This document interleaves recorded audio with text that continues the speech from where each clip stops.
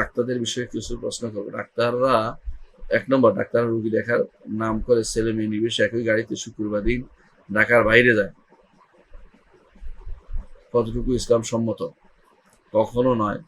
রোগী দেখার নাম করে ছেলে মেয়ে নির্বিশেষে একই গাড়িতে শুক্রবার দিন ঢাকার বাইরে যায়, এটা কখনো ইসলাম সম্মত নয়। তাদের উচিত যে ছেলে মেয়েকে যদি মাহরাম না হয় পরস্পর আলাদাভাবে নিয়ে যাওয়া, এটা অবশ্যই এটা অবশ্যই জরুরি। আর এভাবে এভাবে কোনো ফাঁকির আসছে কিনা প্রশ্ন দিকে, ফাঁকি দিচ্ছে কিনা চাকরিতে, সেটাও প্রশ্ন। সেটা যদি হয়তো হলে সেটা জায়েজ হবে না।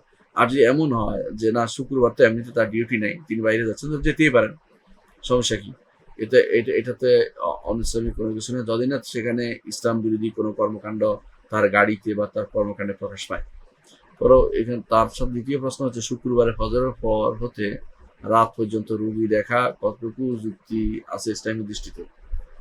যদি সেই ডাক্তার সরকারি চাকরি থাকে ও ঢাকায় মোটামুটি প্র্যাকটিস করে, শুক্রবার ফজরের পর থেকে রাত পর্যন্ত রুগী দেখাতে নিষেধাজ্ঞা কোথায়? কোনো নিষেধাজ্ঞা নেই। তার নামাজ জামাত, তার যদি কোনো জুমার ছট না হয়, তাহলে তো সেটা সমস্যা নেই, একজন মানুষের খেদমত করতেই পারে। জাতির খেদমতের জন্য তিনি সময় দিচ্ছেন, না জায়েজ হওয়ার কোনো কারণ নাই। যদি না মানুষের উপর জুলুম করে, সেটা আলাদা কথা। এখন যদি বলেন যে সেই ডাক্তার সরকারি চাকরি থাকে ও ঢাকায় মোটামুটি প্র্যাকটিস করে, সরকারি চাকরি থাকলে সরকারি চাকরির সময় তিনি অন্য কিছু না করলেই হলো। সরকারি চাকরির যে একটা নির্দিষ্ট সময় আছে, ওই সময় অন্য কিছু করতে পারবেন না, এবং তিনি এই সময় রুগীদেরকে বলতে পারবেন না যে আমার চেম্বারে আসেন, তাতে করে টাকা নেওয়া যায়, ওরকম চিন্তা ভাবনা করতে পারবেন না। তাহলে তার কোনো সমস্যা নেই, শুক্রবারে রুগী দেখাতে কোনো নিষেধাজ্ঞা শরীর দেয় নাই। তবে রুগীর শরীয়ত বলেছে যেন এমন কোনো কাজ না করে যাতে করে শুক্রবারে জুমা তার ছুটে যায়, এমন কোনো কাজ যেন সে না করে।